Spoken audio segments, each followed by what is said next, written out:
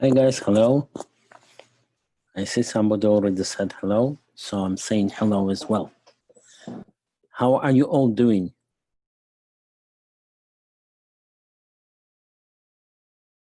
Good, okay. And I think nobody can really talk, so that's fine. I get you. That's wonderful. So I just showed myself for a second just to say hello.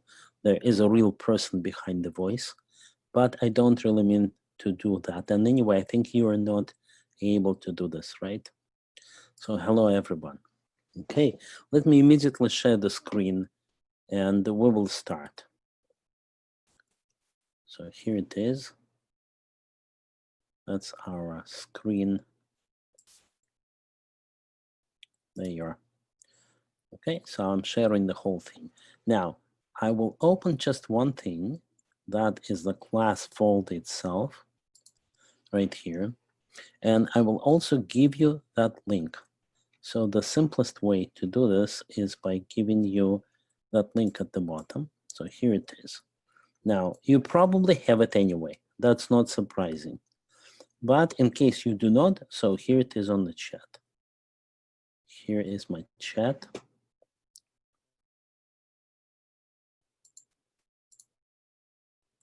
Okay, and addressing it to absolutely everybody in the audience, here's the link that you need. So what I want to start with today is a little review, and that is why we start right away. It says 4:03 Pacific time, but we're not waiting for anybody because in the first few minutes anyway, we're going to do the review. So that is fine. Here's our class. That's what I wanted to come to.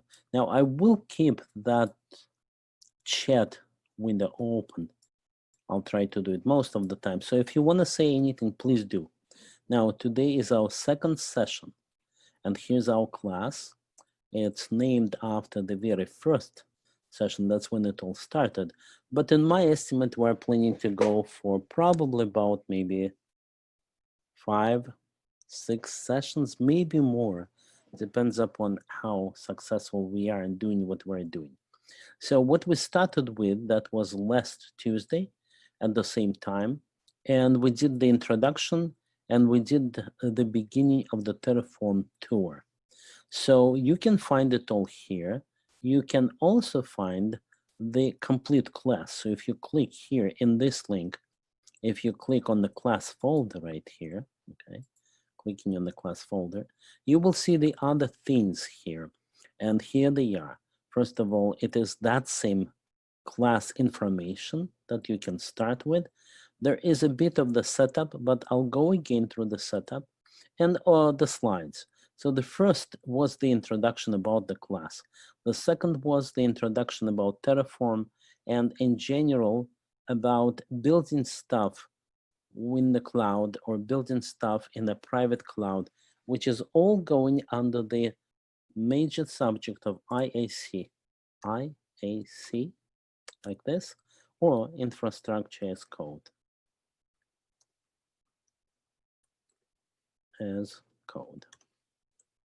Okay, and we figured out what that was. You are able to build anything that you want to build in the cloud or in the way of infrastructure, and that could be any of the clouds. There are quite a few of them. It could also be things like, let's think, things like OpenShift, for example. If you're building some kind of infrastructure in the cloud, then you can do it today, and you can do it moreover with Terraform as a universal language. That is why we said that Terraform pretty fast, not even gradually, became one of the leading platforms.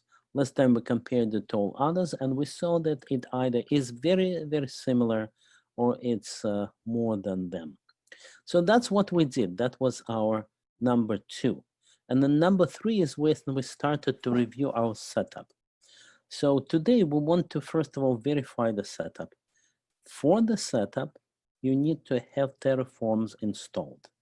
That is step number 1. So if I go and open my terminal and it is big enough and we can look at stuff here, okay, and then we will see that I have the command called Terraform like this.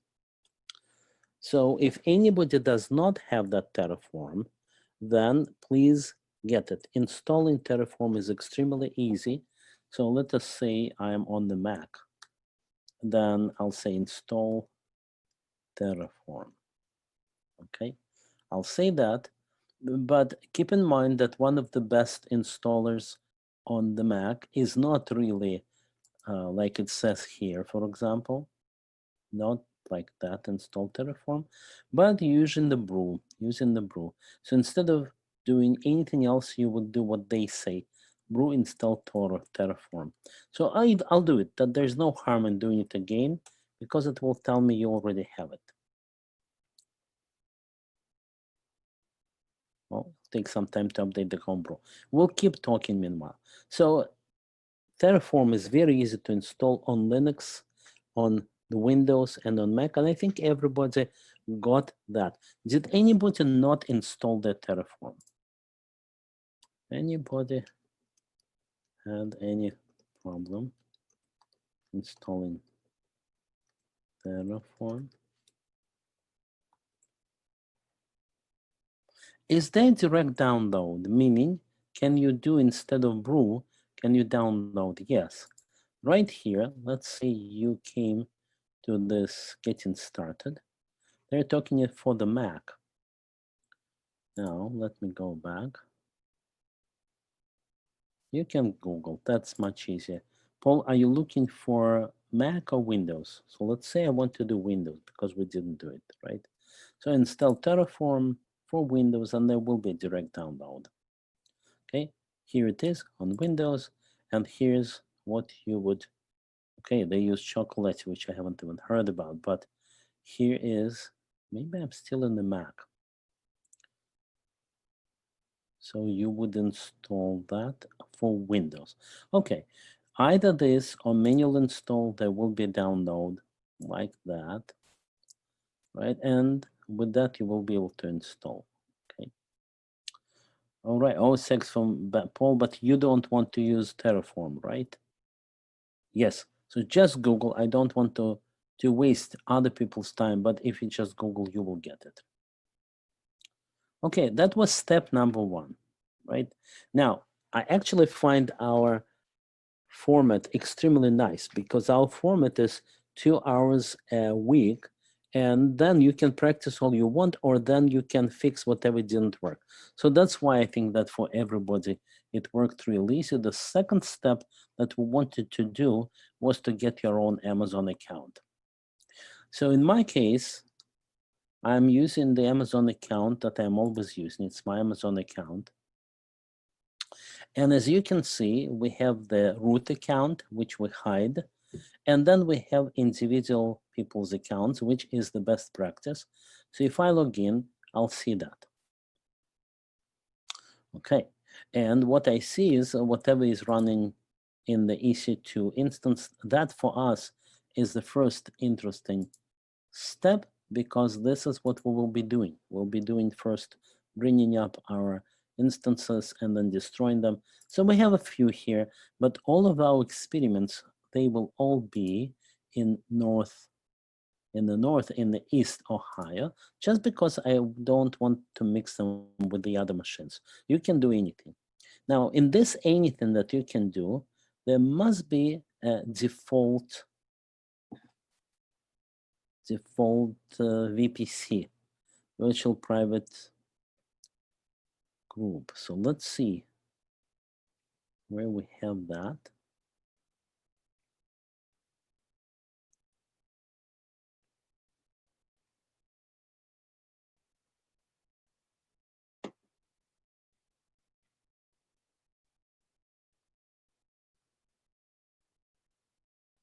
Okay, installed in Ubuntu.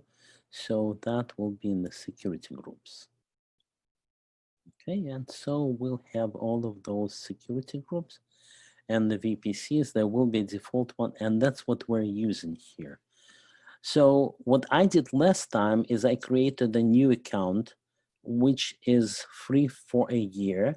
And whatever labs we're going to do, that will be within the limits of free allowances. So I created an account. Now, the way I did it was this. I created it for a new email. So to show you an example, I can do Firefox, which is not part of my regular work. And so I can go to Amazon like this, AWS, Amazon.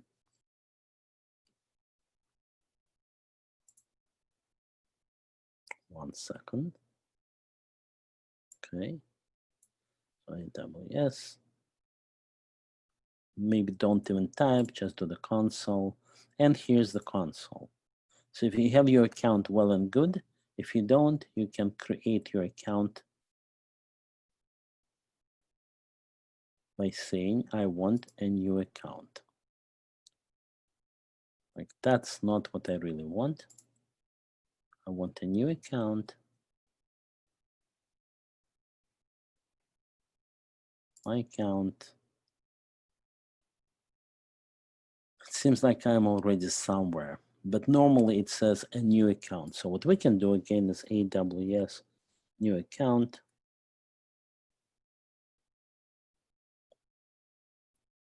And we will get it. Now, you don't need a new account because you can use your account if it exists, and life is easy that way. And anyway, we're not going to spend more than $1 probably throughout all of our course. So these are the two things. Thing number one, Terraform. Thing number two, the Amazon account. And thing number three, to make it a bit more fun, is that I feel that much as it is already important, but it's getting more important. And here's what I mean. Let us say you learned a lot about maybe machine learning. So you can learn a lot about machine learning and hope to get a good job, but you will not get a good reputation if you don't know how to do things. In other words, if you go to machine learning and if you want to run it maybe on Google, and maybe you want to run Jupyter notebooks, that's all fine until you get into the real project. Once you get into the real project, you might fail pretty miserably because you will not know how to really run those Jupyter notebooks in the production environment. And mostly you will not know how to place them in the production environment. This is all where DevOps come in. This is all where infrastructure as a service comes in. So much as many things are important, but with this real final touch of Terraform, because Terraform is one of the tools, you will get a real great sword, so to say. You will be able to do much more than you were ever able to do in each individual area, okay? So with that, later on, I will show you how can you apply it in the real world, how you can do machine learning from the beginning to the end. But for that, we need to go back and start learning. So here we are, we were in our slides right there, and I'm opening the slides starting from that place where we were. Now, what we did here is we started doing our very first, let me start the slideshow, our first run on the Terraform. Okay. And the first thing we did, we set our Amazon account, we set the Terraform. What we didn't do is any kind of deployment. That's what we plan to do. We plan to at least start something, and then we will also create a bigger configuration, more secure configuration. So gradually you'll start becoming masters of this art. Now, we're using Amazon, as you may remember. Well, other clouds are coming up. In the labs that I'm using, there are other clouds, really. I'll go and give you the labs that I'm using right away.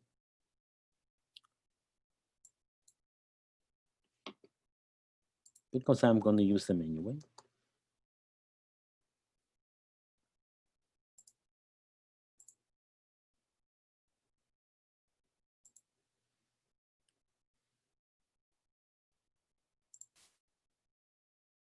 So here it is. I'll give you that. Here is the lab. And that lab is quite complete. I cloned the lab that comes with the book. You can see there's a lot of work going in there, but I'm adding my own stuff because that's a book, and what we're doing is the course, and moreover, we're doing it all together as a workshop. So in there, we will get the answers. But what I want you to do is not to rely on the answers. I'll show you the answers, that's fine. But what we really want to do is to do it manually. That's the only way to really learn. So that's the lab, but please don't rush there. Don't do anything. Later on, if you want, you can go into the code and you will discover that there is also code for Ruby. There is also code for Packer. And there is also code for Terraform. And there is also code for Google Cloud and Microsoft Cloud. That really is all there. But that's not the first thing we want to do. So therefore, we go into our slides and we start what we really want doing. So we have set our Amazon account. We said if you already don't have it, then go ahead and sign up. Then don't use that root account. At least that is the best practice, not to use the root account, but create another account for yourself. And in this account, these are the permissions that you will need to use. And I have to admit that being a lazy guy, I just gave my user all of the permissions. So I'm still an admin, but that is the best practice. At least there are some protection mechanisms in place. The next thing is that lo and behold, it somehow magically worked for me. So I mentioned that I developed it all on Ubuntu. Okay, so you see it says, okay, Terraform is already installed, you cannot do anything else. So I developed it on Ubuntu, I have my Terraform, but I couldn't understand how in the world did it actually work here on the Mac. Well, there are two ways to set it up. Way number one is to set environment. And in this environment, you need to have AWS keys. So I'm showing you how I can look at my keys and how I will see that I have no such keys whatsoever. Now, if I really wanted to do this, I would then edit. I would say vi, edit my bash script. I think it's like this. Okay, and I would look at what I have, and that's where I would set it. Now, if I do this, then first of all, I should say that's not access key and secret key. So if I source that, I will really have those keys. Let's do this. If I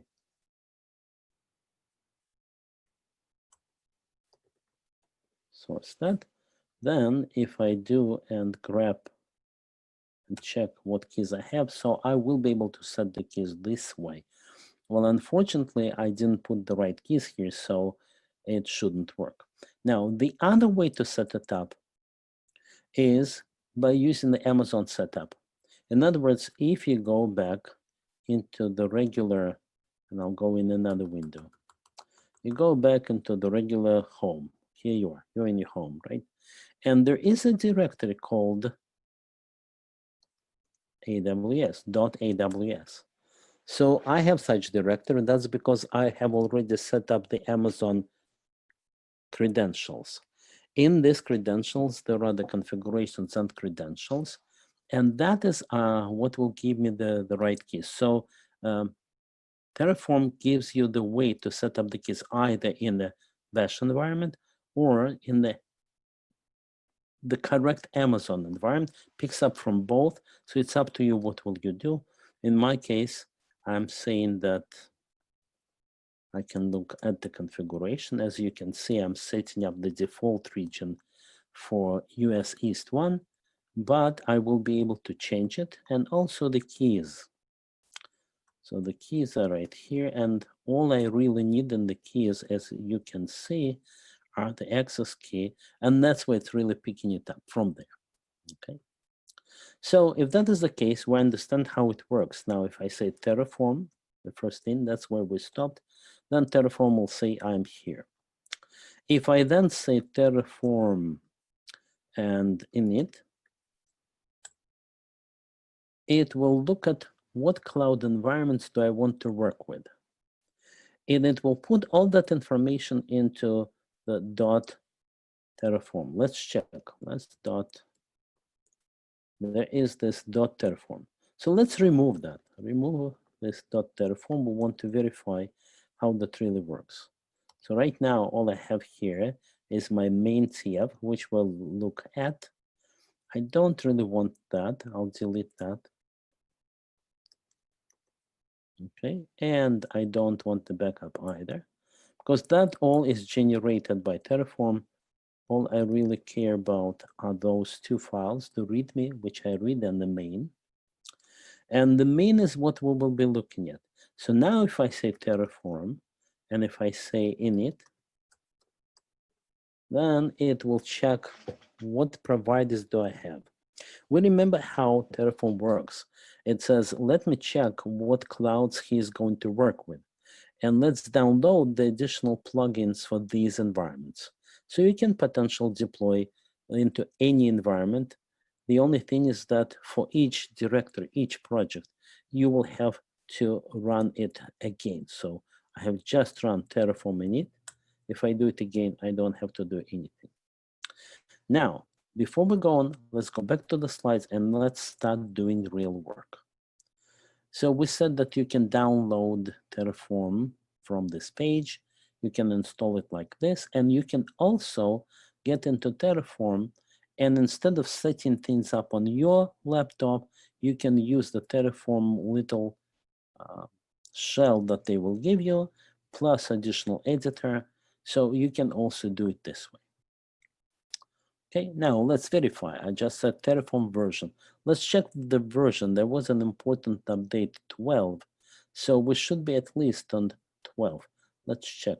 If we say Terraform version, and then this says, in this case, it says 12.25. So we're good. And besides, it is the latest.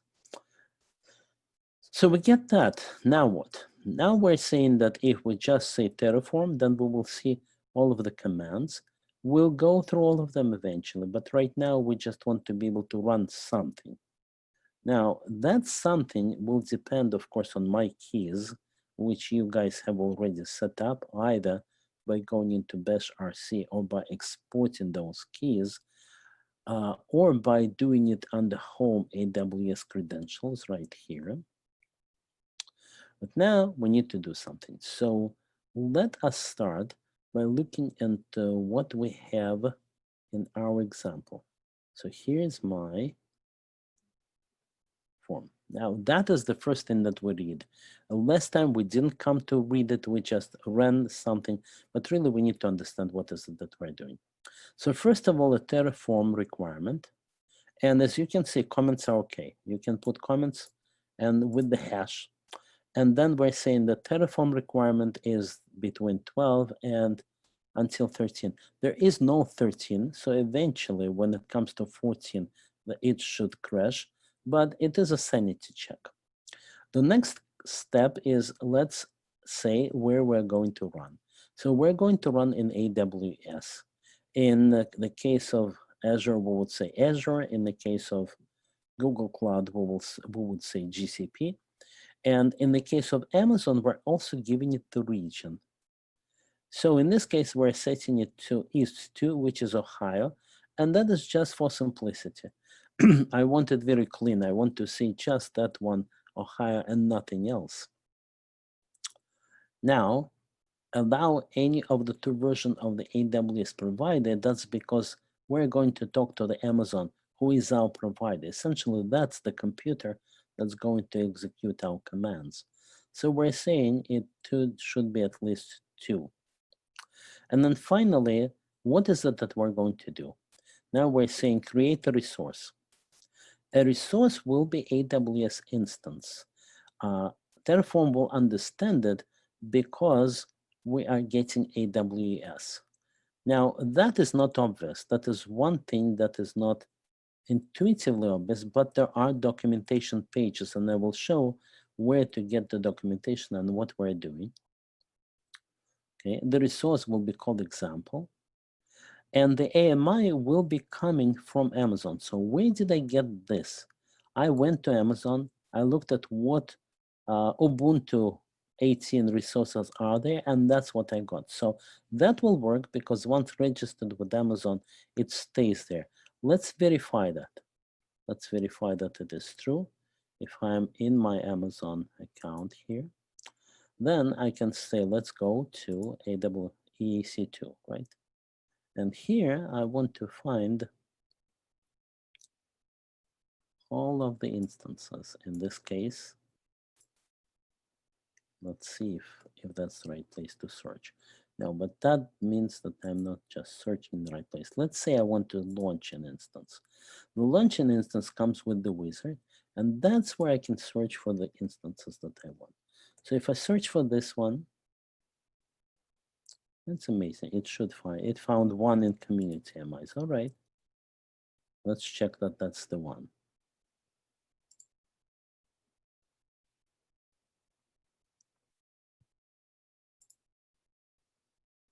Okay, that's why it works. It works because it is found in a catalog. We know what is it that we're going to run, and it will be a micro instance. Let's go back. The reason that I know that it is a micro instance is because I say instance type, and that is T2 micro. Micro is in around cents, very few cents, I think 1 cent per hour. Now, I still am nervous about the money, so I'm going to this link where I have a complete outline of what's there on Amazon. I'll give you that link right here. And you can very quickly verify what is it that you're running. So I'm giving that to you here. Okay. And let me check what does micro cost. So let's look at all micros. There are a few. I'm using T1, and that T1 has 0.5 gigabyte of RAM, and it costs Linux on demand 2 cents. That means that they will not terminate. The on-demand instance is the one that will stay with me. The market instance can be taken away, but that will stay once I run. So I'll be wasting 2 cents an hour. 2 cents an hour is 20.48. It's $0.50 per day, right? Well, gradually that can come to real money, so we'll be sure to shut them down. But all our experiments will cost us no more than 2 cents. So I know now 2 things. I know what is that I run, because that is what I run, and I found it on Amazon, and I also know the size. Let's go back to the slides. Let's continue with the slides. So now you see that I'm saying read source. I'm giving it the provider name, giving it the name also, and here's the configuration. Now let's go into more detail to see what is it that we're doing. The first thing that we're giving is AMI. That's the Amazon image. We can find a free or a paid AMI, and the one that we got is Ubuntu 18, but of course you can do anything. Now, if you are doing an account that is a new account, then for a year, that is free, so you can do absolutely anything. The next step is the instance type. We gave it T2 micro, right? So you can do anything here. Don't make mistakes, because it's very hard to fight Amazon and tell them you made a mistake and incur charges of dollars and hundreds of dollars. Well, so be careful, and we will again check what is it that we're going to do. This one is a virtual one. We saw that it is 0.5 gigabyte of RAM. Now, surprisingly enough, I just discovered the fact that I didn't know. Micros are good enough to run Windows. I used to think that Windows needs 8 gigabytes of RAM or else. Well, no, Amazon does their magic, and you can run a pretty decent version of Windows, and you can do it on a micro. So that's a good enough thing to play with. And I run even applications there. So that's fine. Let's do the next step.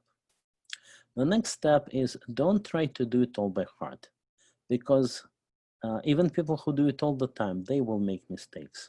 So now here, if I go into that link into the documentation, then I will see that is an example of usage. Okay, that's what I can add in addition to my basic simplistic arguments. And that's how you do this. I will introduce you one step at a time. So I will close that for now. You have the slides, and you can always come back to this. And that's what we did. So my next step will be Terraform init. By the way, if you don't have the slides, then please go back, go to that place where we have our class.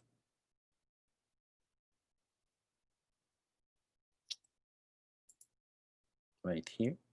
And then go into the folder itself. And the honest truth is I keep updating this. For example, this is a new version I always prepare, so I change a little bit thing here and there. And after the class, I also go through that. So again, I improve it. You see, this was 4:09 my time. Yes, because for me right now, it's 2 hours after that. So if you want to update it, you're welcome, because that is a later and better version. Okay, so now let's do this. Let's try to do Terraform init, think of what it will do, and think of what we can do next. Here we are, we're saying Terraform init. Okay, so we get the right provider. Now, this means that we have just created .terraform. There you are, and the plugins that have anything to do with this. So let's look at those plugins. What's that? It says it's a plugin for Darwin. And then we have an actual provider file. That is all for later. We don't care about what's inside. All we care about is that, yes, it downloads the Amazon or any other cloud provider, and it will use it. So if we create any other directory and try to do any other command, that it will say, no, I cannot do it because you didn't do init. And it is explicit. It doesn't run it by default because you need it. So that is what we already did. Our next step is here, it is initializing. And it says, I'm good about initializing. Now let's do that command, the Terraform refresh. Plan. Plan says this, let me look at your cloud. This is real. The guy is looking at your cloud, checking if you already have what you want or if you don't. So let's do this and then discuss what we see. So we're saying a Terraform plan, figure out what you will have to do. Now, what you saw was pretty important. It told us that it is first refreshing the current state. You see, the refreshed state will be refreshing the state prior to the plan. So what Terraform is saying is that I will look at your real cloud configuration because you gave me the keys for that. But then I will put it local because I want to keep a local cache. And I want to have that because it's more efficient. So that's one thing that it's doing. And then it's checking what is the difference between what we have in this refreshed state and what the cloud has. Here is one thing that we talked about last time. We talked about idempotent. We talked about that Terraform is written in such a way that if I do the same thing again and again, it will not harm, but instead it will do it again and again without breaking anything. That's what it's doing. It says, okay, you want a certain state. In this case, you want a new instance. So if it is not there, I'll tell you that I will create it. If it is already there, I will tell you that you don't need to do anything. And if an instance is there, but it's not what you want, it will just create it. So you create a plan of creation, and then, you know, God executes it for you. So here it is. It says that here's what we're going to create. We're going to create the MI. There are a few other things that we don't know right now, but we will know them after we apply it. One of those things is, well, it's okay, we know that it's a T2 micro, but we also don't know what kind of IP we'll get as an output. Okay, so we'll come to that and we will say that we will only know that after we apply. So let's do this now. We're saying that the plan is to add one instance because there are none. And also the plan is to ask us whether we wanted to know. So let's do that. We set plan. That will work exactly the same way again as I promised. Okay. And finally, let's do it. Let's do apply. And let's ask it if it can do what we want. Okay, it says, here's what I want to do. That is a copy of what the plan was because it just checks what we want to do. But now it says, okay, I'm at your service, ready to do this. Do you want to perform this operation? Now, as you can see, it will only accept the yes answer completely spelled out. So no mistakes. Let me click on yes. And it's creating them. As it is creating them, it will be telling me the progress. So it says creating. 10 seconds later, it still says still creating.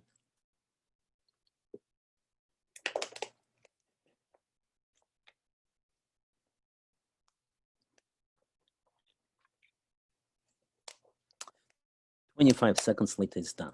Now, please note that that was very fast. Amazon is competing with everybody else, and it's trying to do what everybody else is doing. It used to take, I think, 5 minutes at a certain point of time for Amazon, but Google always bragged about that their machines, they come up in less than a minute. So I believe that's what we see now. So if we say that this was created, the first thing that we want to do is, I see, please send me the link to the slides. Guys, that's great, I'll do it. Let me finish that exciting part. And when we're doing our lab, that's when we will take care of the links. Let's check what happened. Here we are. Here's our Amazon. Okay.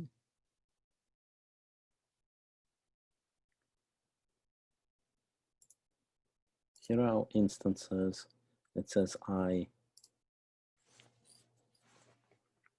logged out. So here it is. Here it is running. That's exactly the one. Let's check that it is indeed the one. Yes, Mike, don't worry. I'll give that to you. I just want to finish this little thing. So here's the instance. That is what was created by us. That's our instance ID. But somewhere we must have a record of which particular instance did we run.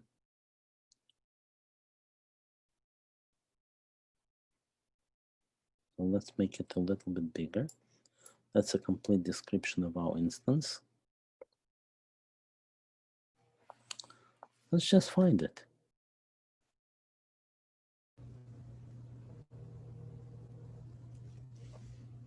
Okay, so let's check. Okay,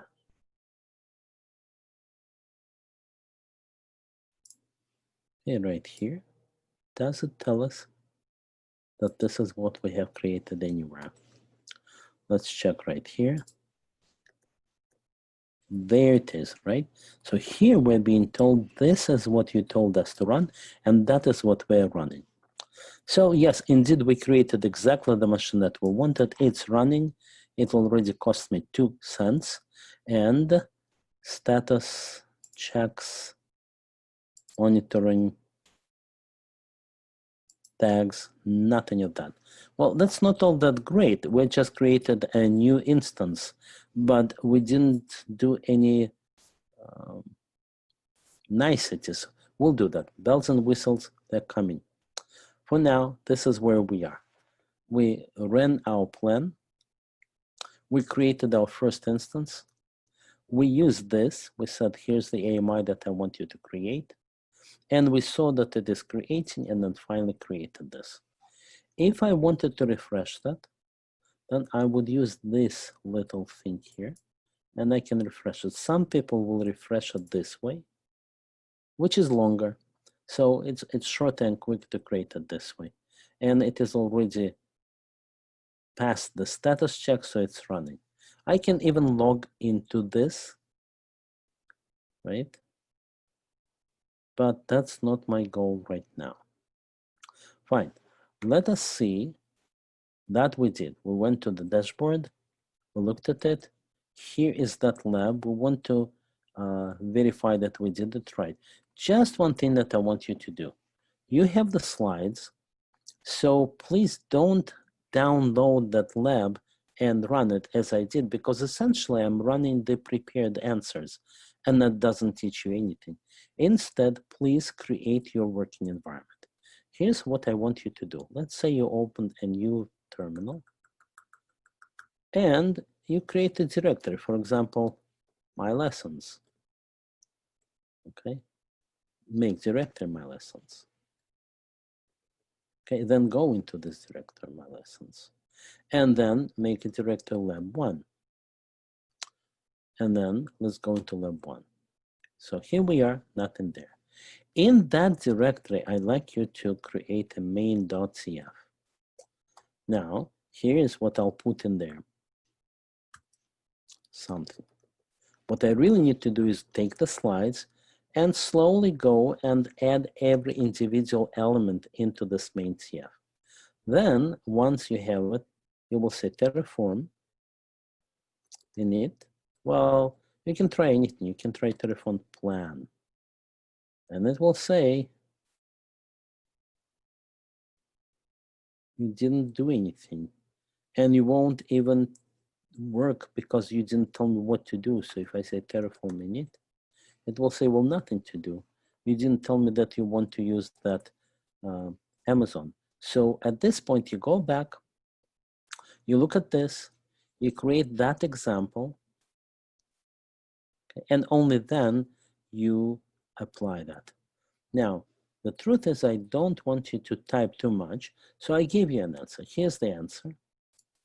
I'm giving you that link, and I'm giving that to you as an example. So what you will do is you'll go here. That's where you will be running. And that's when you will see the answer. It's just that I'm saying, do it, write all of that, copy paste things like that, but create your own. In other words, the worst case is this. I can at least do that, right? I can do this, vi main cf, and here I can paste all of that. So if I do this, it will probably work exactly the same if I say Terraform plan. It will say no, because you didn't do the init. So then I'll say Terraform init. Now it gives me the plugins. Then I'll do the first plan, first deploy, and that is a way to run this lab. So that's what we're doing right now. We're going through the slides, but we're preparing a new deployment in lab number 1. As you can see, I created new fresh deployment here. And then I'm doing another machine. So let me try to do this. I'll say Terraform deploy, apply.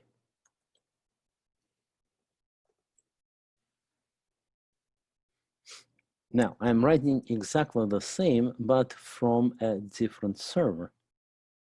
Okay. Now in this case, it wants me to confirm. Now let's look at what we have here.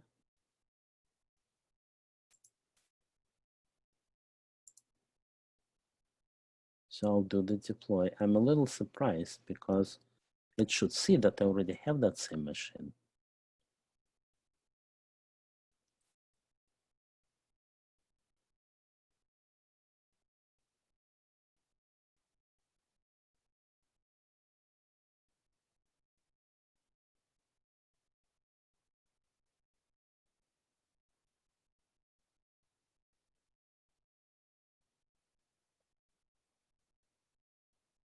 Okay, wonderful. So it created that. Let's look at it here. 2. For all it knows, I want another one. So I did. What happens when I finally say destroy? If I say Terraform destroy,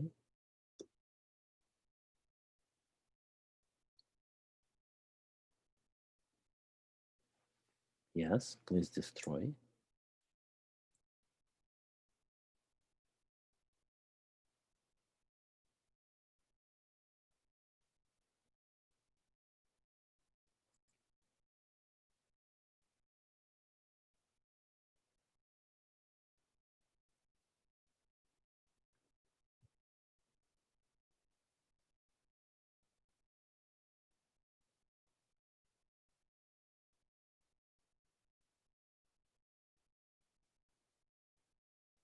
Done.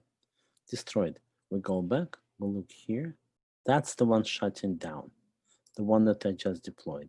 So what we see here is that when you do this deployment from a different directory, it's looking at a different set of resources. So we see the important rule is that each individual directory is its own project. Later on, we'll go deeper into this. We'll talk about how do you work as a team.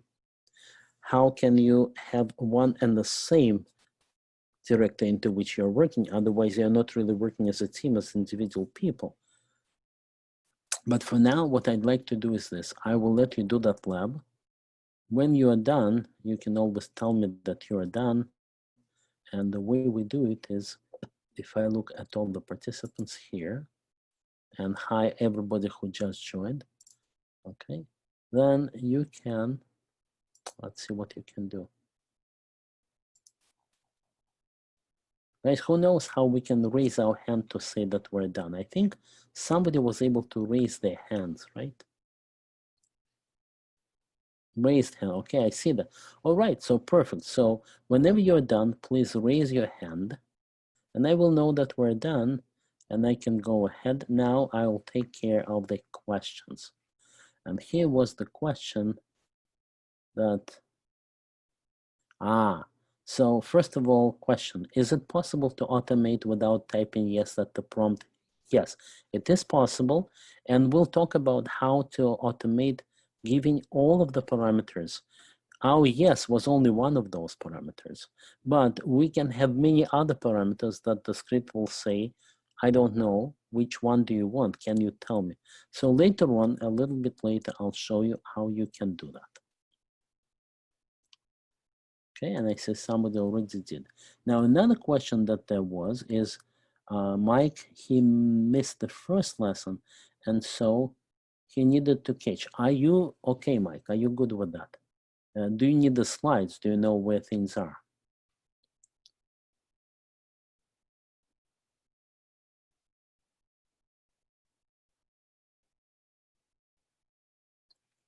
Let's assume yes. No, you're not. Okay, let me give you that link. So most important is this link. That is the link to the major folder. That is the only link that you need. I'm giving you that link right here. There you are. Okay. And I'm calling it major link. Boom, done. Okay. So that's the major link. Once you open it, you will see this file. And by the way, I saw so many raised hands. That's a pleasure. But some people are still working on it, and please ask questions. Okay. So here you will see that all information is here. That's talking about what we did last time. That's the class folder itself. So if you click here, then you will see the complete folder that will have the slides and everything else. Let's open that. You open that folder. Here you see the slides, 1, 2, 3. We are in slide deck number 3. And the total of slide decks for the first part of the course is about 8. So you will see that you will be able to download the slides. Keep in mind that those slides, I update them every time, so it's no harm to do that. Now, which region takes priority? So first of all, main TF is is the one that is listened to. If we don't put it in there, then it will use the AWS setting for the configuration. So that is the fact number one. So the region which takes priority is according to your script. But in addition, the fact about Amazon is that it rotates the regions. Regions and availability zones, AZ. So even though you may say, give me AZ1, but in truth, it will give you AZ2, just because it doesn't want to overload the AZ1. So it's safe whatever you do.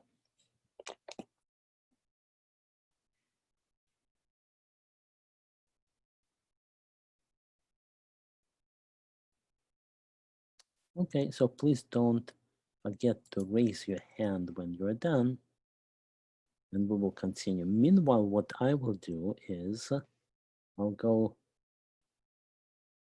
to my lab and I'll say, here, we need them a little bit apart, like this. Terra plan. In other words, what is the difference between what I have and what the cloud has? So I'm asking for the plan. It first refreshes the state. That's what it will be doing. And it says no changes, no infrastructure changes needed. That's because you remember that Terraform is idempotent. You tell it what you want and it will create that state.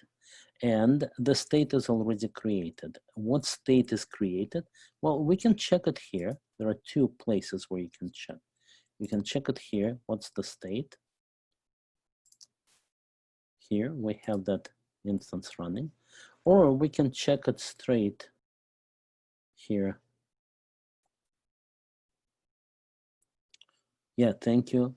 Thank you. Yes, I did. Right here, it will tell you I am in Ohio, which is US East 2.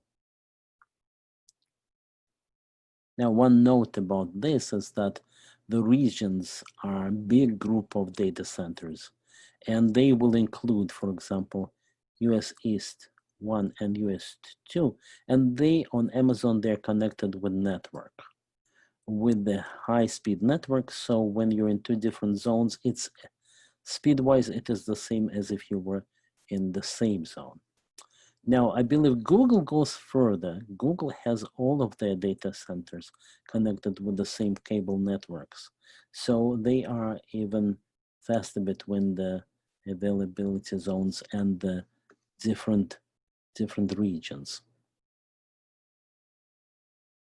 Okay, we were right here, and we were checking what will happen if I terminate that one from the place. This is my lab. So here I can say Terraform destroy.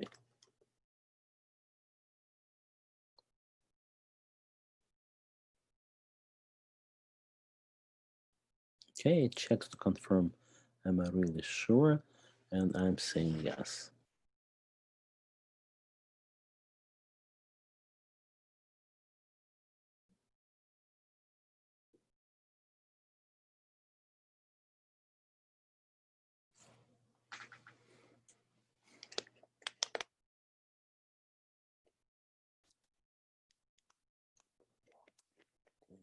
Destroyed. Let's check what we did. Let's go back here to Ohio. Let's refresh it here. And we see that I just terminated. So let's summarize what we did. Here we are, and I will not use two different directories. For simplicity, it should be just one. Here I am, and I am in a project. What project am I in? It's a Hello World project. It's the first thing to create and then to destroy one little server. That's what we're doing, nothing else. So the first command that I did was init. I said Terraform, and you may notice I type Terra and then hit the tab. That's how I do it fast. And then I'm saying init. What init does is download all the cloud providers that I will need. How does it know? It looks inside of my script. In other words, here I only have one real file. The rest is internal files, but only one main. And in one main, I said provide the AWS. So because of that, it knows to download this. We already saw what happens when you download this. It's under .terraform, and you see that it will be plugins for Amazon. Terraform provide Amazon. Okay, so the first command that we ran was terraform init, and it will download all of the binary additions that I needed to talk to Amazon. The next command was plan. What do I want to create on my cloud? So if I say terraform plan, then it will compare the current state of affairs in the cloud to my request. My request is to create a one server. So the plan is one server to add, nothing to change and nothing to destroy. Now, does it connect to HashiCorp when you do terraforming it? In other words, is it checking you? Is it connecting kind of back home to the HashiCorp website when I'm doing terraforming it? Or is it just running the command by taking my Terraform and talking directly to Amazon? That is your question, right? Yes, the question is no, it doesn't connect to HashiCorp. It's running an open source tool which exists independently of HashiCorp. Yes, maybe it is true that many people maintain it and HashiCorp is the main. Let's check that. Let's go to GitHub and let's find Terraform. Okay. So as an open source repository, we expect it here, and it is here on the HashiCorp. Let's look at it. It's an interesting exercise anyway, how popular that is. So you see 1,000 people who are watching that, 22,000 people who are happy with it by giving it a star. We can also give it a star. And then fork, we have 5,000 people who got that code. So it is an independent project. If we look at issues, there are 1,000 issues, pull requests. Some people want to add something. It's 135, but I'm mostly interested in contributors. So these are the contributors. Okay, and we see who they are. And then we can do our work and verify who works at HashiCorp and who doesn't. So I would expect that no, not all of them work at HashiCorp. Now, will he tell us here who he is? Yes, a member of HashiCorp here. Also, but down below, I'm sure there will be independent people like this Jake. In addition, he even says it. It says,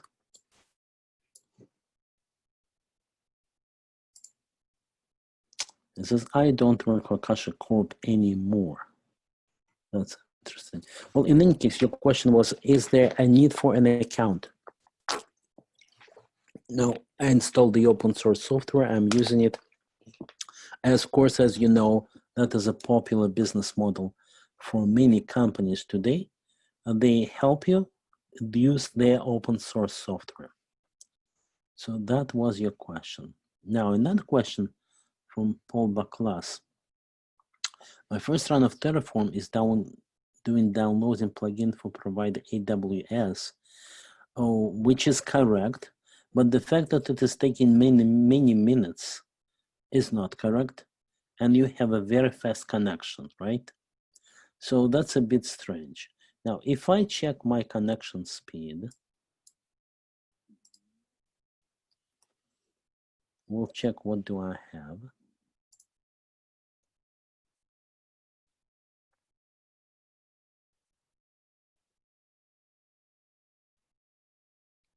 So I have 22 megabits.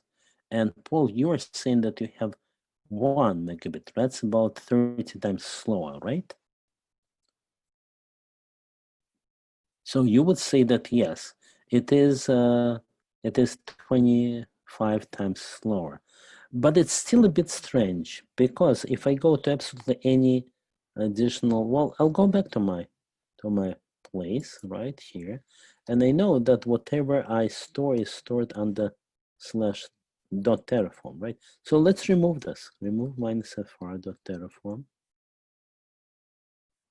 Okay, and let's do it again, and let's measure. So we're saying Terraform init and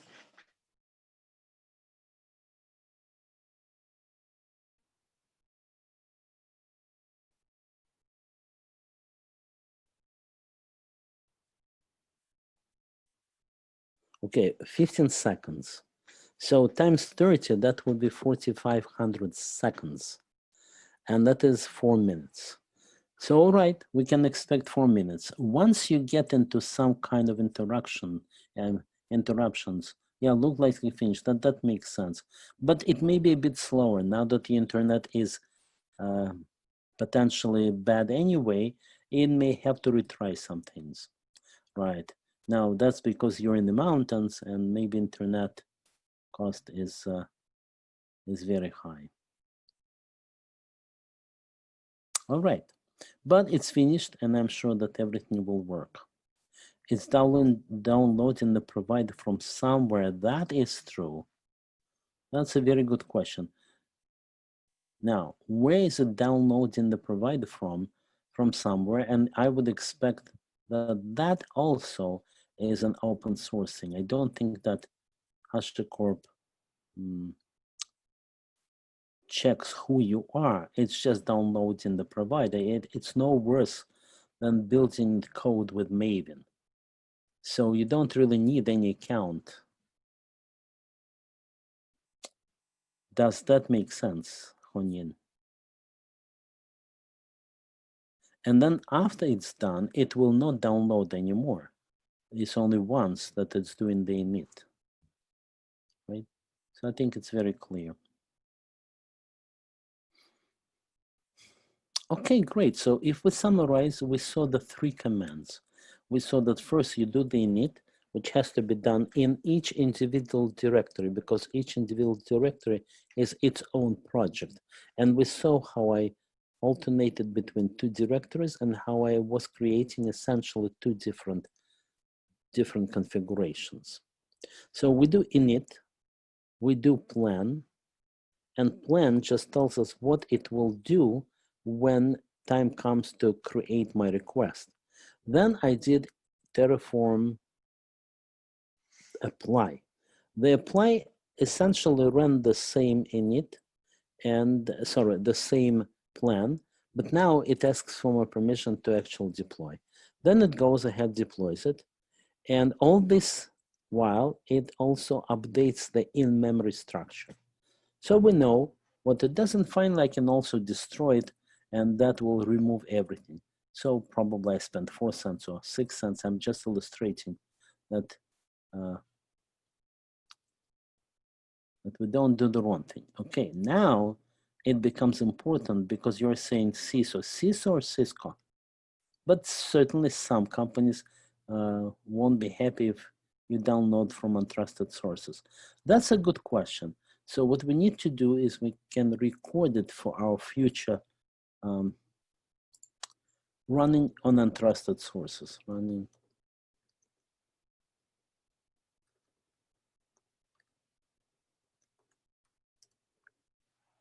Okay, so I'm sure there will be quite a few different ways to do it. One of them, we can go and have an account on Terraform itself, on HashiCorp, and that will already be one level removed from us. So that's one way to run, but I'm sure that there is a whole list of ways to run. So we'll check it.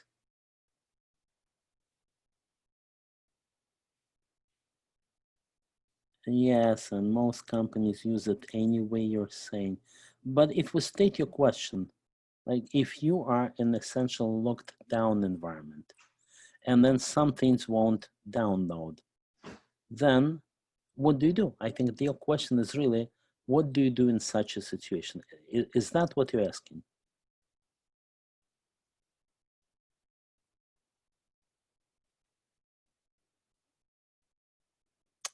yes, I'm sure modifying Terraform to your own internal repo will be one of the ways to run.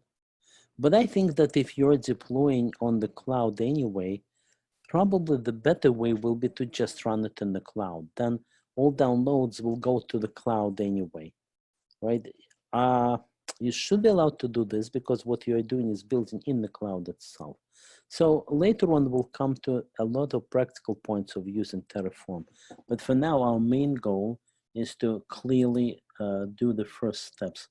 So let's do this. Last time I said, let's take a short break. This time, I feel like we can all continue. We don't have all that much, so let's just continue with the slides. Okay, so we did this lab, and we also did Hello World. Now we want to do something more interesting. Let's give it some additional flavor. So step number one, I want to give my server a name. What do I mean? Let's look at this. Here's my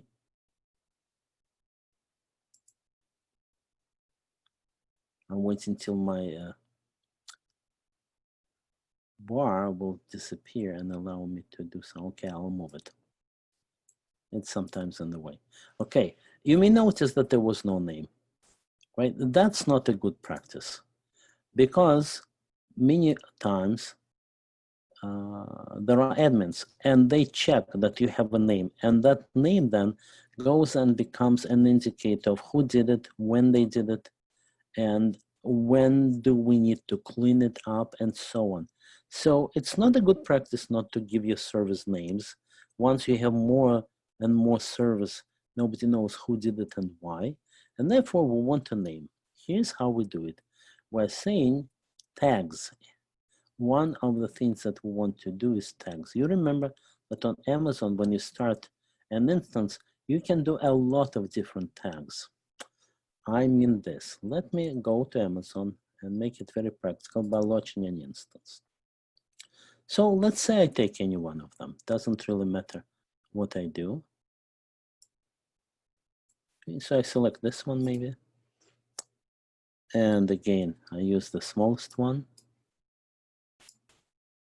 And then right now it doesn't matter. So I add the storage again, doesn't matter. Here is where the tags are. These are the tags. So if I say add a tag and I give it the name tag, then it's one of the names that Amazon recognizes. That's the name that it will have. So I can give it some name, all right. Another tag, does it recognize any other tags? No. So here I do my own custom tag. Like this, my own. And then some tag. Okay, and so on. Now I don't really need it, so I'm canceling this, but this is what the tag does for you.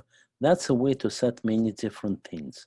Now, when it will come to imitate more and more steps in the setup, you will know all of the things you can set, and you remember there is also documentation on what elements you can set. So first of all, if I do this tag and it's the name, then I'll see that name. I will see the Terraform example.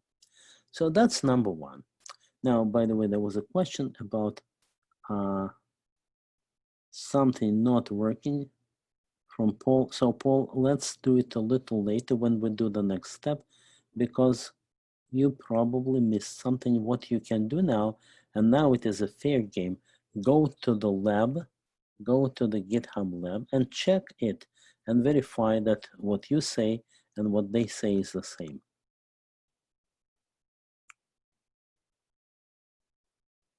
That's a good question. The tag is only a string that is stored together with this Amazon resources. It is not global. You can repeat it. It doesn't connect to DNS, so it's not part of that. It's just a kind of note for me to know what that is. Okay? All right, so we know how to tag our resources and put some name there. Now, what we want to do is we still want to create an instance. We also want to give it a name, but we want a few more things. I'll tell you what we want. If we are in the real world, then we want to put something on that server. For example, we want to create the simplest possible server. That simplest possible server will simply say that if somebody asks me for something, I will tell him hello world. So it will be almost do nothing server, but it will bring it back on port 8080. And that is what I will send back. But my question is, so far I just started an empty server. There was nothing there. It would not respond to anything. What we want to happen is it should respond for to something right here. How do we do this? The answer is that one of the ways to do it is to use user data. Now, what is user data? Let me show you on Amazon what is user data. Let's say I'm starting again a server, and I'm again starting that same server.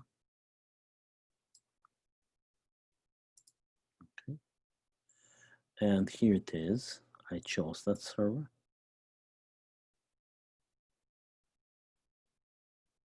Now here in the advanced details,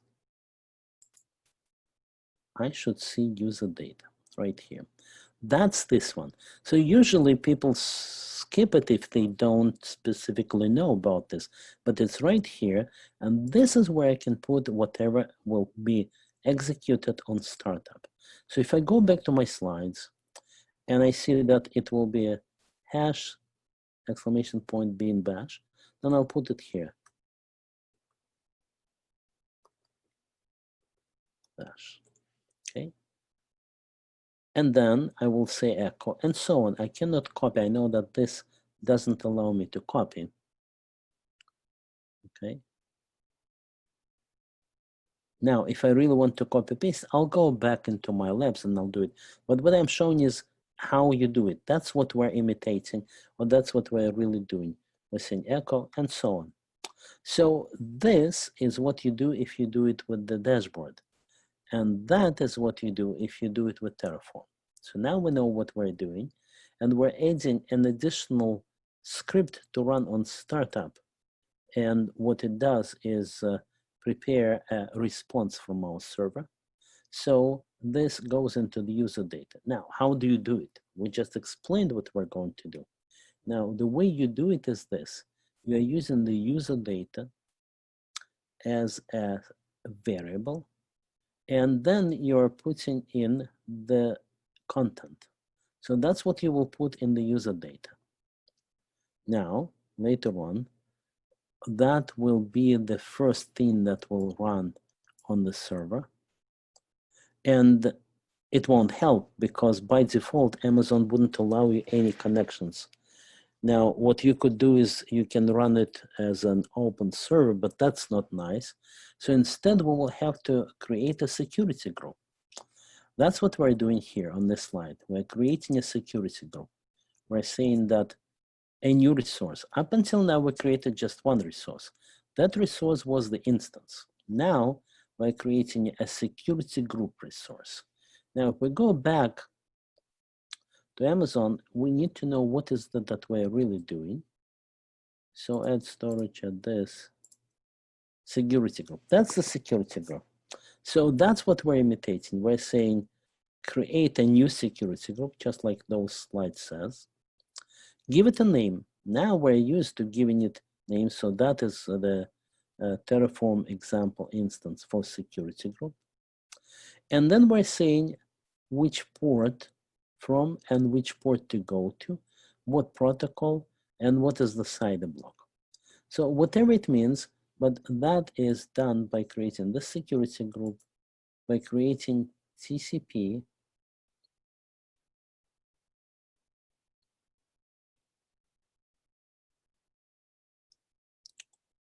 okay, and then from which port into which port.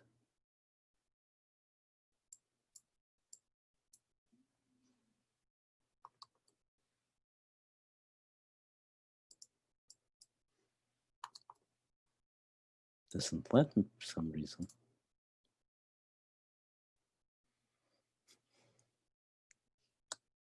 Okay, and then I'm saying that's what I'm creating.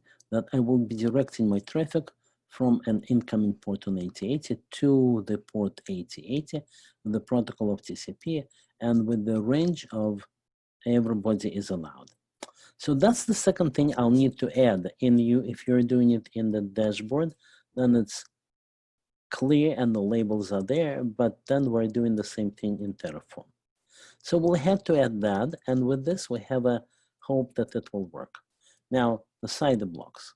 A little note on the side blocks is that they are a way to tell you what they are, a way to tell you what ports are allowed in addition to ours. So for example, all zeros / all zeros means that that traffic can come from absolutely anywhere. And that's what we're doing here. Okay, so Paul is having trouble, and we will we'll work on that. I mean, that these are valid things. Once you change a little bit, you'll see that it is fragile. It has to be exactly this. We'll work on this, Paul. Sorry that I cannot do it right now. So we created a security group, but now we need to say that that is the security group that we're going to use for our instance. How do we do that connection?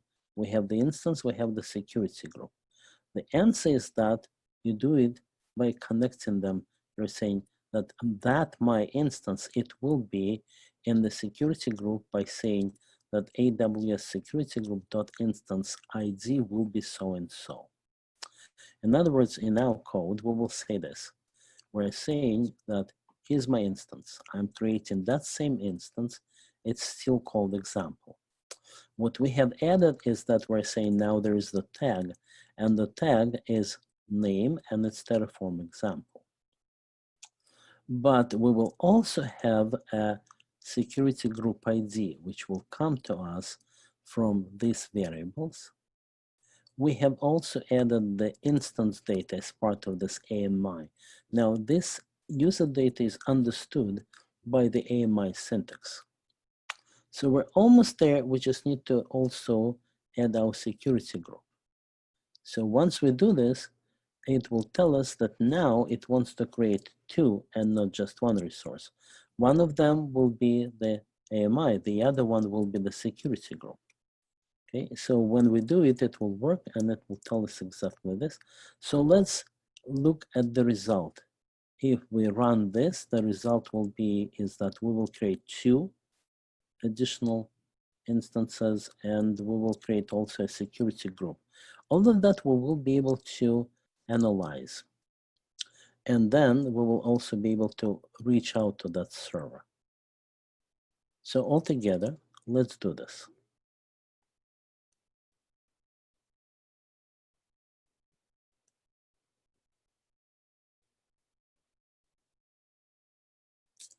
I want to first go and do the lab, then talk about a few other additional things, which are the visual things.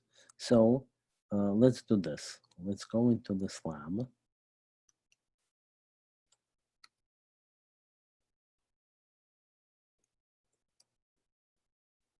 And we're now going into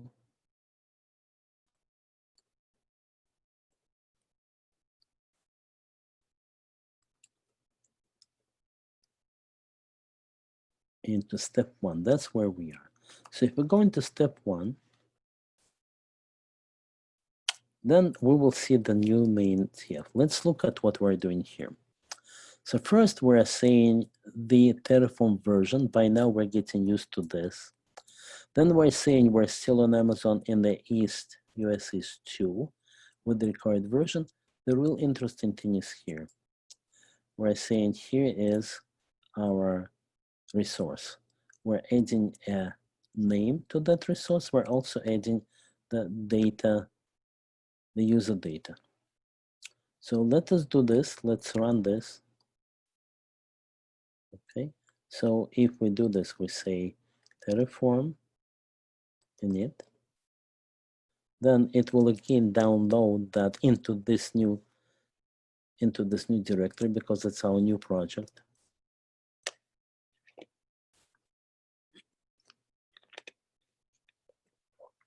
And now let's look at the plan.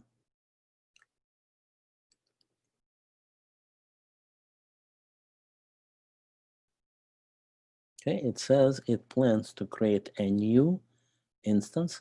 That new instance will have a tag now, and that's all we're doing right now.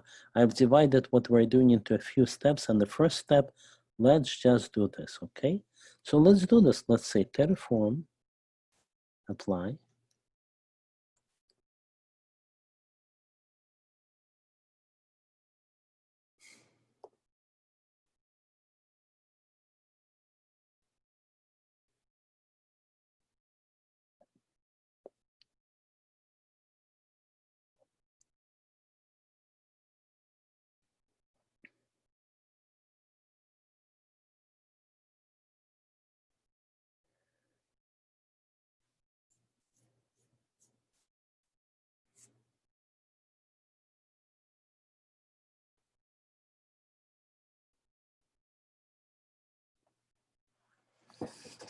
Okay, done. I want to see what is it that I have created as step one.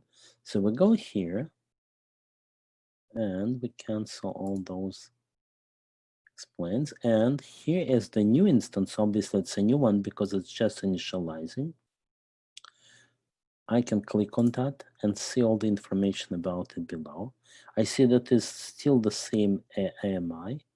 And the difference is that I should see the tag name, and that's what I do not see, which is a strange thing. We need to verify why is that.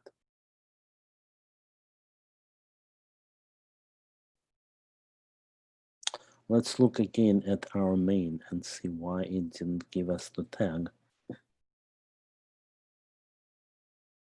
That's because tag was not mentioned in this step.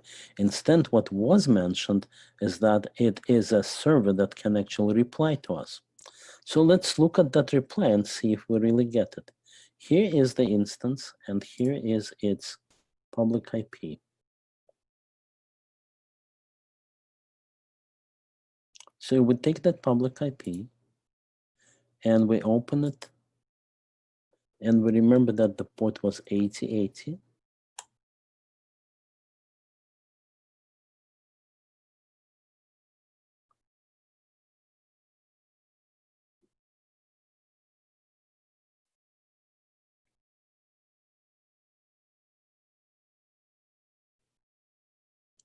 And it doesn't respond, and I believe that's because we didn't complete the security group. So what we will do is this. We will do this exercise, we'll run through. We know that it's there, but then we will have to also do step 2 and step 3, and then we'll have a complete system. So let's do this. I prefer to go and learn step by step. So that's what we're doing. We're running again creation and then the destruction. Let's run that. That is this lab.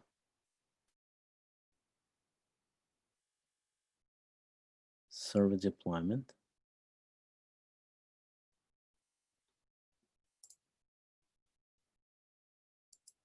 But meanwhile, while we're doing, I'll check what about step 2 and 3, will they give us the better result? So that's what we're doing right now. We're doing this lab. And as you're doing this, I'll check on step 2 and 3.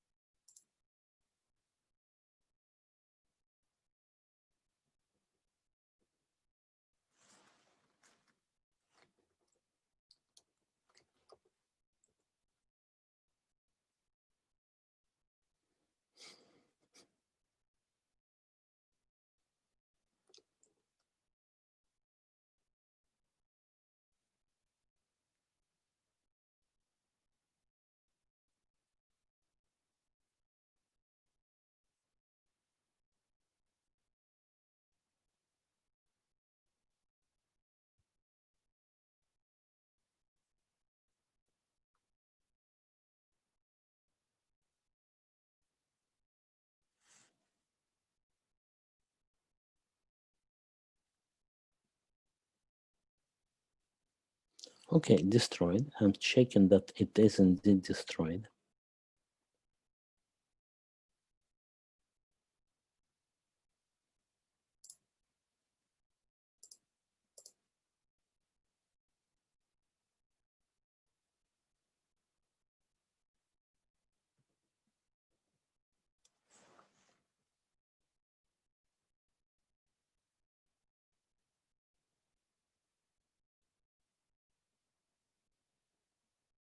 And I'll let you run that, which only adds the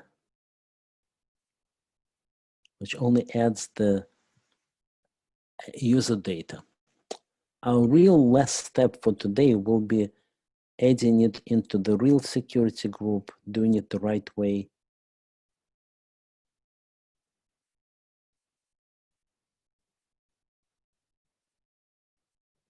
And that will be the second step. So what I will do is I will go through the second step, show you how that works, and we'll let you run it so that you see the response of the server.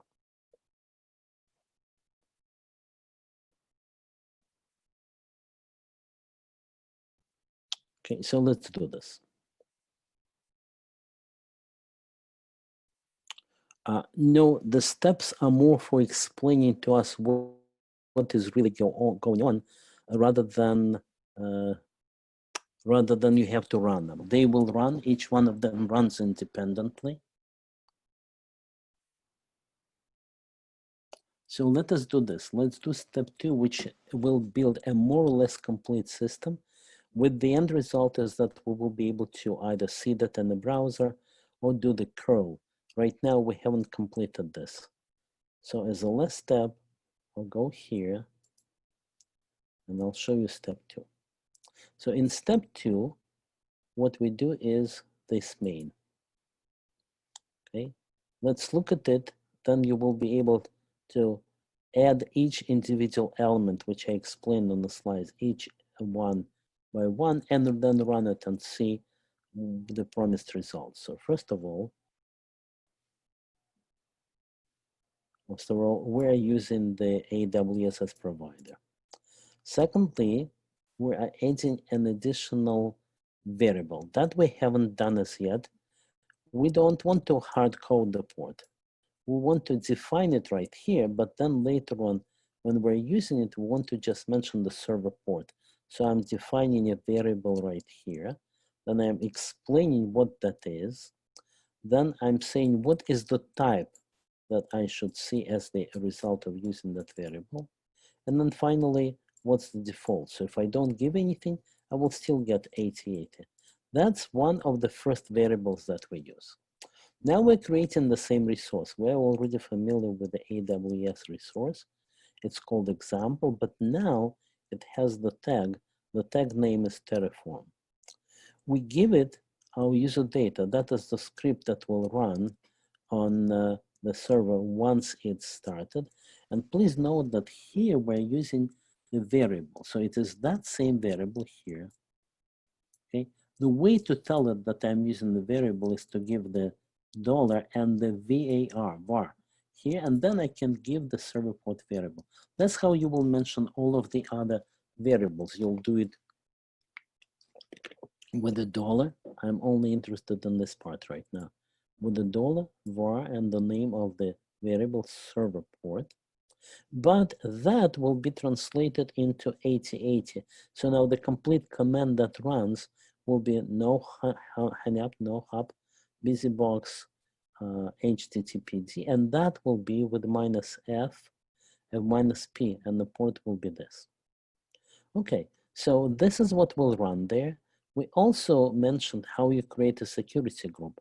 That's a new security group with a new name, Terraform X example security group, and we are allowing port TCP from anywhere.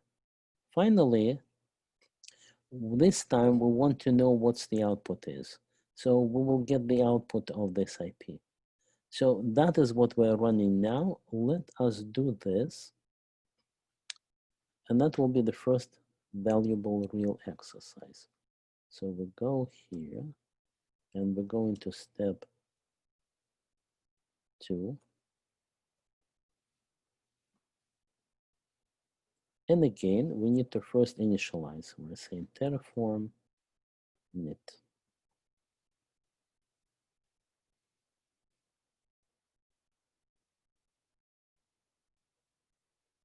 Yes, Paul, every time that you run from a different place, the AWS plugin is downloaded. So maybe you can just copy it from one directory to another and see if that works. Because of the slow speed, you may need to do this trick. I think it would work because I think that it just checks for those plugins, not that they are downloaded by you personally. So we're saying we did it, Terraform, do the plan, and show us what you want to do. We remember that in this case, Terraform wants to add 2 things. One thing is the instance, but thing number 2 is the security group that we're adding. Now let's run it. We'll say Terraform apply.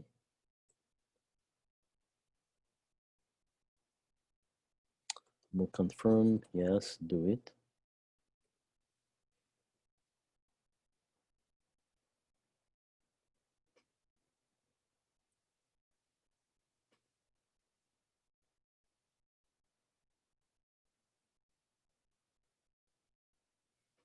And we see that it will be creating a few things, but it is creating them in parallel. Later on, we will also talk about how to tell it that you have to create one thing first and the other thing later. Here they're independent, so they were created individually. You see the public IP, that's the one. So the way to test it is by, first of all, we can go here to see the same public IP. It's the new, it has the name Terraform example. It has the public IP ending in 221. That's really the exact 221. And the last thing that we need to do is check how do we test it. So what we do is we're saying curl, then give it that HTTP and 8080. Let's try that. We're saying curl, then HTTP the IP, and then 8080. And it failed. Connection refused. Well, maybe that is because we have not finished creating. It's still initializing. So let's give it a minute.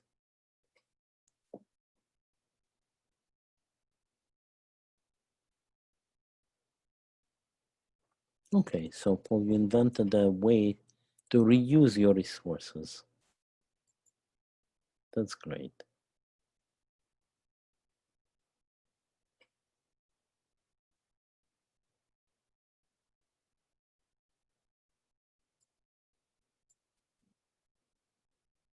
Still initializing.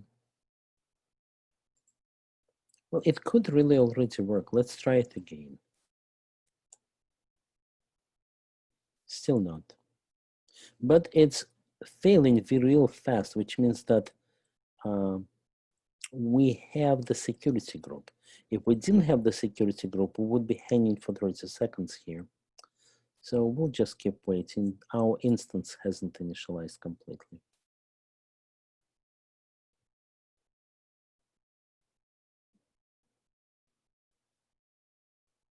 It could be that the source is 8080 is an issue, I agree.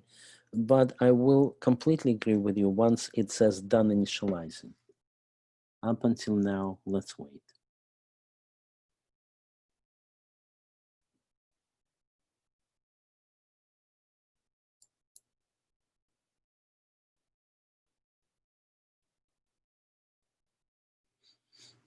I'm surprised it seldom takes that long, but okay, it's done. Now there is no excuse. So let's see what it can do for us. And it says hello world. So indeed, that was the problem. It has completely initialized. If we take that same HTTP and if we put it in the browser, then we expect exactly the same result. Let's do it. Yes, and we have hello world, as you can see. All right, so good. Here's what I want you to do. Please create another directory. Remember, don't run in this lab but instead, let me show you what we did.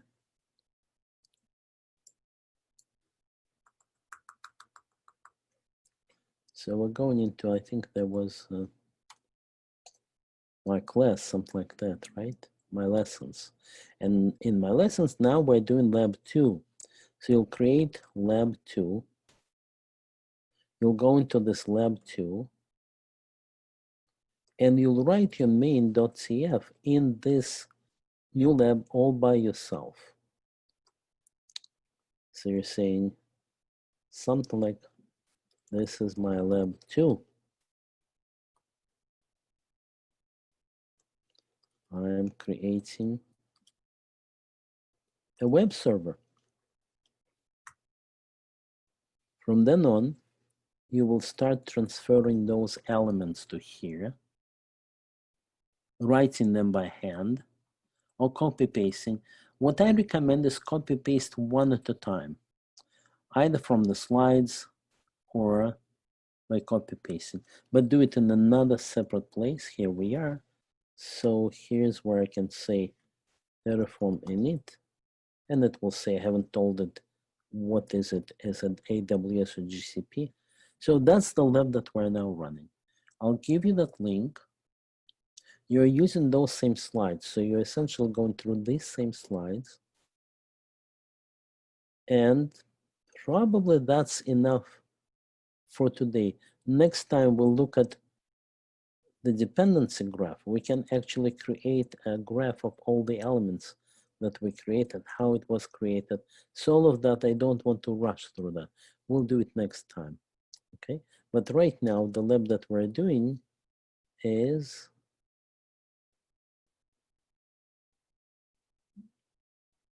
step 2.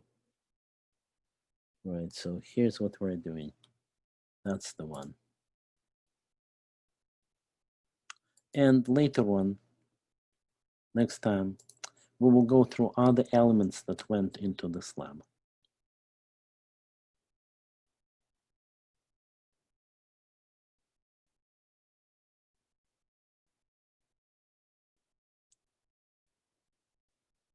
So Paul, did that same link really work for you?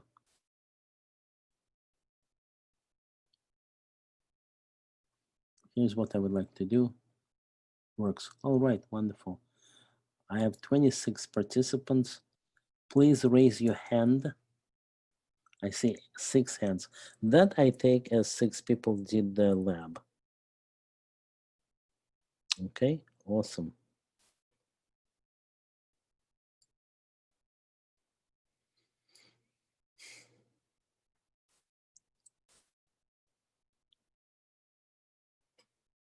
Okay, so plan for next time is to explain more of what went into this lab. In other words, solidify this lab, and then we'll build more than this.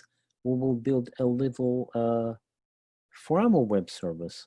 So our final result next time will be something about, let's build a whole cluster, and let's build that whole cluster with the auto scaling group. Of course, that's a big enterprise, but we'll do it next time.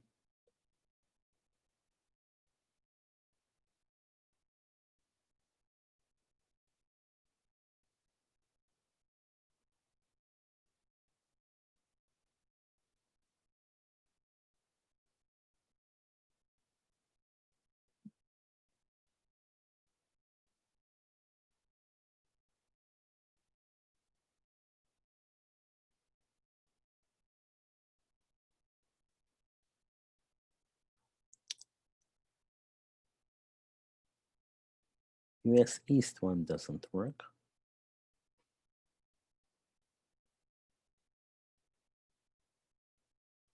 So let's do this. Let me try, how about US East? If I go here,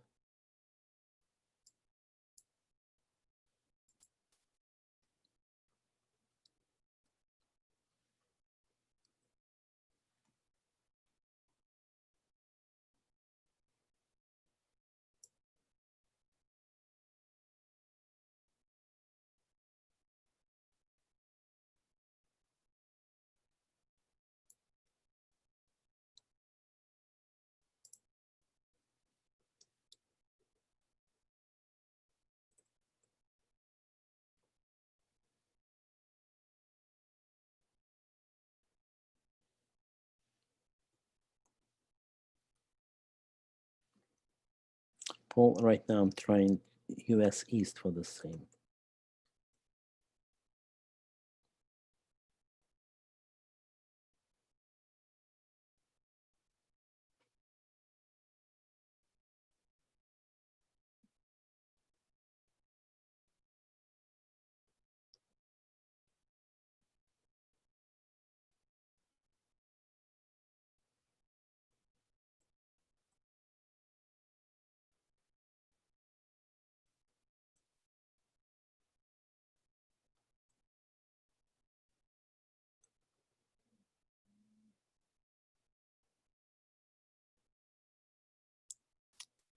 Could very well be that that IMI only exists in that region. Let's check.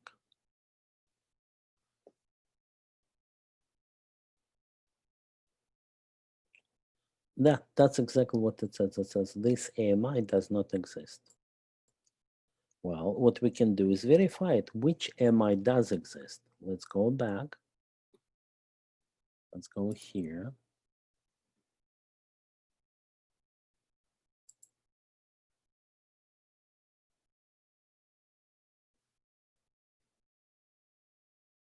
Well, we can find it when we launch an instance.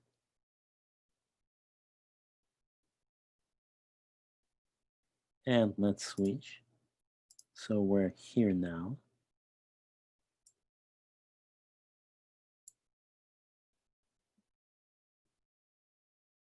That's the AMI that exists.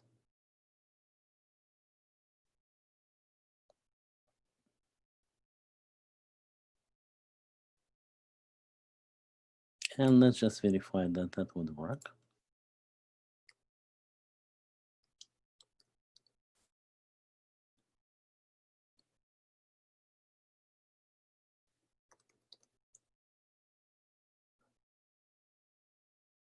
So we go right here.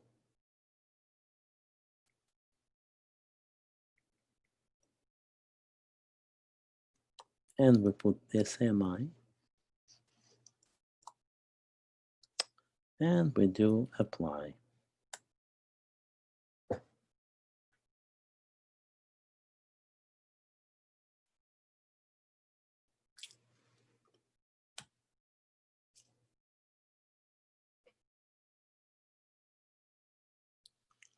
Now that should be used in the VPC, but at least we're moving in the right direction.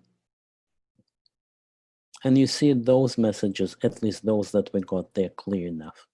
So I remember a few other things. Whatever happened today, we'll confirm that. We'll do the confirmation prompt and add a prompt last time. We'll deal, well, Paul, you can just email me those problems and I'm sure we'll find out how to deal with them. So that is where I would like to stop today.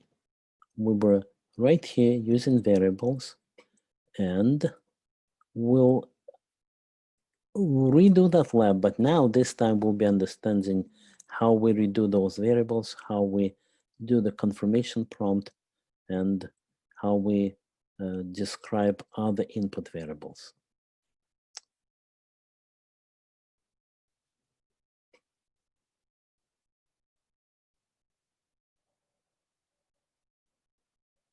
Yes, the question is, do we have the recordings of the sessions? Yes, we do. By the way, I think there is an email that you can ask your questions. Meanwhile, we have a whole week. And the recording comes, I noticed, about a day or so after the class. So they will probably edit it a little bit and you'll get an automatic email that here is the recording. You will also see the slides. The slides are right here in the class folder. So that is where our slides are, right? And we're about, we did a couple steps. We created our service, we created service with a name, and we even created them with the security group.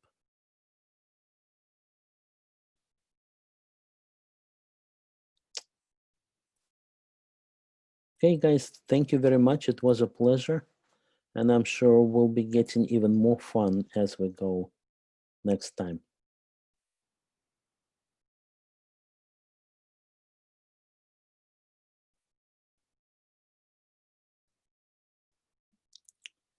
Thank you, everybody. Thank you.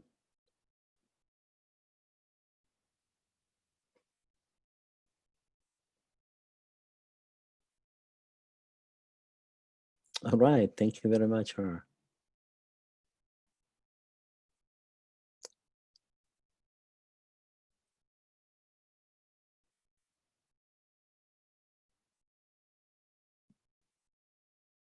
I agree, it's awesome. I really like being able to do this. And as I mentioned, that's the wonderful final polish. And whatever skills you have, being able to create that is a big bonus. Being able to create whatever infrastructure you like for any of your projects.